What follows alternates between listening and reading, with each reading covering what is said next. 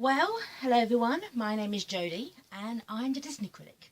Now for those who don't know what that is, a link is in the straight under this video, and essentially I critique Disney films from Snow White through to the present day, starting also now with your live action animations and now the live action adaptations of the classic films.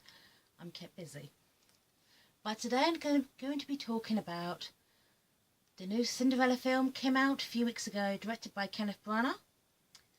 Let me start with some positives. Now, Chris Wise, who wrote this film, studied the original brilliantly. He took out that ridiculous subplot with Lucifer and the mice, and they're in it, briefly. They help out, they turn, but none of that rubbish bullshit of them putting the original dress together. So, starting with a positive. Second positive, Kate Blanchett, who plays Lady Tremaine, great actress, Oscar winner, looks the part. Unlike most of the actors in this film, she's a bit more sleeker, she's sexier, slightly more mysterious. A lot of Disney films have this green motif going through. No exception. Her dress is typically black, but there's some green, a green hat, even her eyes at one point. So kudos for them for that. Now, what I'm really going to start with. The biggest problem I have with Cinderella is this. Now, early on in the film, through Cinderella's mother, Cinderella's mantra is established. It runs throughout the film. It's, have courage and be kind. Oh, how lovely. Then mother snuffs it of a Victorian novel disease. Bit of a cough, looks fantastic, dies. Father remarries to Lady Tremaine, and after he dies, little by little, Cinderella becomes a servant in her own house. But there's nothing about it because her mother's mantra runs through her head, and she seems to think that because someone out there must love her stepfamily, they can't be all bad. Essentially, Cinderella is a fucking moron. There, I've said it. She is so dumb. Honestly. She's just so passive. She does nothing. Nothing for herself at all. She seems to have this idea of she sees the world how she wishes it to be, not how it actually is. Well, that's absolutely wonderful, but that's not a cold reality. She's a very frustrating character, and no different from her animated counterpart. Lily James is doing a fantastic job with the role. She's an actress. She embodies Cinderella, but she embodies the virtues from the 1950s.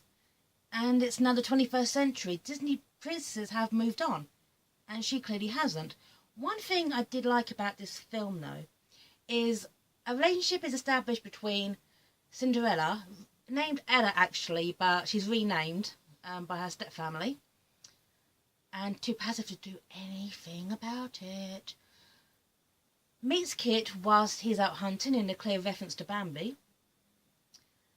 They meet, they're both smitten kittens, and it's actually a very, very cute moment. Kit gives her the impression that he's an apprentice at the palace, which is actually true. Apprentice to the king, played by Sir Derek Jacobi. Great role. And they're smitten, and they want to see each other again, as she dreams about him and the usual. Now, herein lies another problem with this film.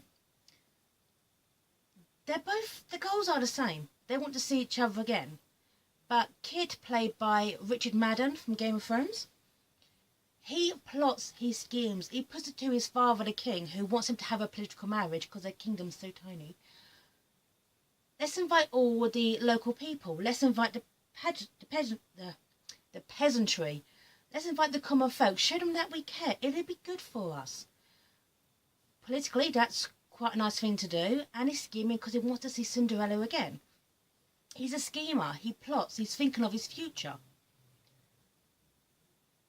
In fact, everyone in this film is thinking of their futures, moving forward, looking ahead, apart from Cinderella.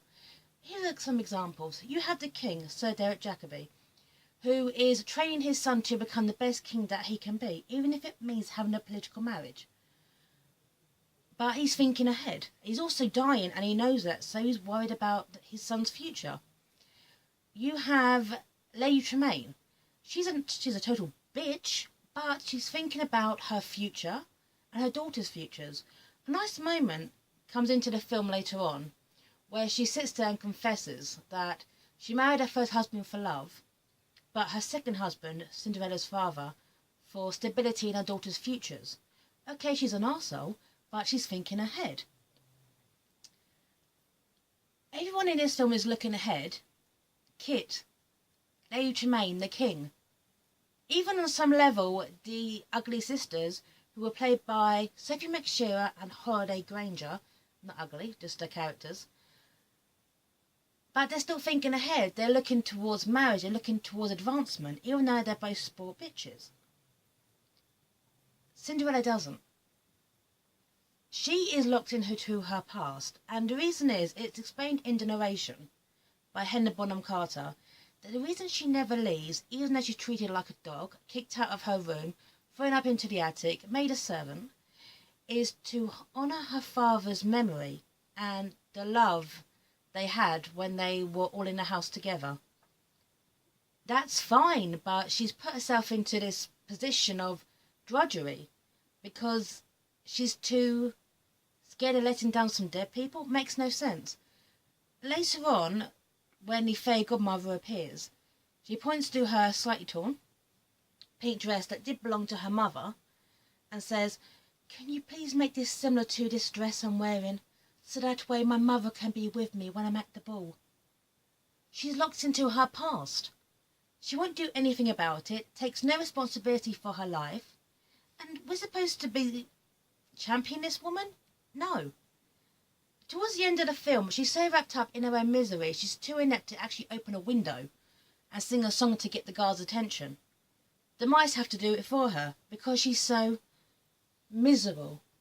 It's ridiculous. Speaking of transformations, a big problem I have with this film is Helena Bonham Carter. I have got nothing against the actress. Nothing.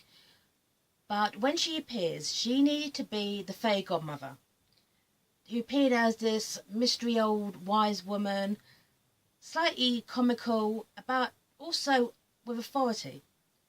She knew what to say. She wasn't ditzy. She wasn't dumb. She made it clear, these are the rules, your turn, but still in a fun song called Bibbidi Bobbidi Boo. Helena Bonham Carter appears as this old crone, and Cinderella's so kind, even though she's devastated, she still gets her some milk. Nice. And then she does the big kind of boom transformation into, I generally thought, Glinda from The Wizard of Oz. I actually sat there and thought she was going to say, are you a good witch or a bad witch? She comes across as slightly demented. She basically does this whole transformation of the coach. Now, for those who've seen the original animation, the actual transformation during Bibbidi Bobbidi Boo is fantastic animation. It was all done by hand. It was cursive. It was absolutely stunning. They waste these moments where she's so dumb. She transforms a pumpkin into a... So she transforms a pumpkin in a shed, destroying the shed in the process. A glass house, sorry. I just sat there thinking, no, the fairy godmother was an authority figure. When she said Bibbidi Bobbidi Boo, it was comical, because it's a comical song, but you believe the authority behind the wand. With this, she's flippant with her magic. She's Bibbidi Bobbidi. No. Calm, confident, basically the mother figure that Cinderella's never had. Of course, another issue is, where the hell have you been up to this point? But I said that in my original critique. Now, the transformation into the, well, not rags, it's quite a nice dress, needs a bit of repair, into the blue ball gown is, I will give this film its due. That is the standout moment. The score, the pacing, the magic, it's a beautiful moment within the film. And then she gets to the ball, and pretty much after that, the film just goes downhill. Cinderella finally meets Kit, realises that she's with the prince, and but can see past all that. Well, you know, play your cards right. And they do share some nice genuine moments that they never had in the original film. There's also a very, very nice moment which I thought they would build on, and hope they will build on, where Cinderella is fleeing from the palace as the clock hits midnight and sees the king, is very, very polite to him, curtsies, tells him what a wonderful son he's got. And I was kind of hoping towards the end that they would build on that. The king would see Cinderella again and be ecstatic for their marriage, not... But instead they kill off the king, putting Kit on the throne and put some distance between the ball and the actual end. They essentially wanted to create Cinderella as the first live-action Disney queen, but how they went about it, I didn't particularly like.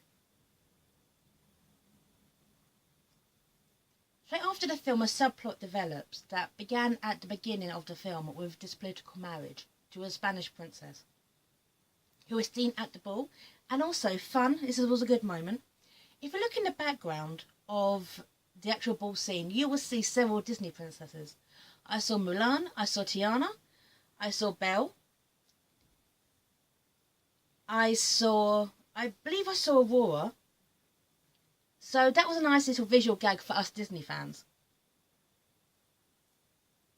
Now after the ball all falls apart with his political marriage to the Spanish princess,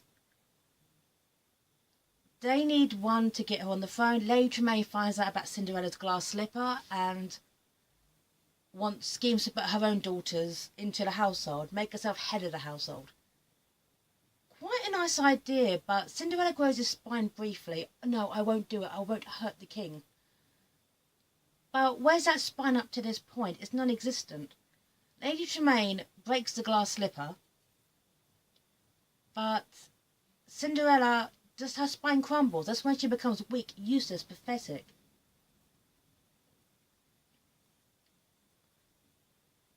Even towards the end, as everyone does her job for her, what is her job? What is her role? They had so much potential with this film and they wasted it, which is a shame. As I said before, all the actors are doing their damnedest with this film. And Madden, who plays a very, very Prince Christopher, he makes a very, very convincing Disney prince. However, the idea towards the end that Cinderella is just so useless she can't open a window, it takes Kit, who is in the crowd dressed up as a soldier, to confirm, oh yes, she's my mystery girl. Well, that was settled easily, wasn't it? Now, adaptations of Cinderella are not new. There's hundreds of them. But this seems to take its cues from two other non-Disney films. One is called Slip in the Rose, a Richard Chamberlain film, which shows Cinderella, the majority of it from the prince's point of view. His struggles, his political marriage, his love over duty. And it's actually a very, very good film. There's some fantastic music in that film. Another one was, I believe about 10-15 years ago, called Ever After, a Cinderella story, starring Drew Barrymore. With this film, their Cinderella, originally called Danielle, or Daniela, was strong, feisty, independent, educated, well-read, could hold a conversation, fought for her servants, knew what she wanted, fought against a band of gypsies using her wits. When the prince comes to rescue her, she's rescued herself. That's what we needed in this film, and we didn't get it. Overall, it's okay.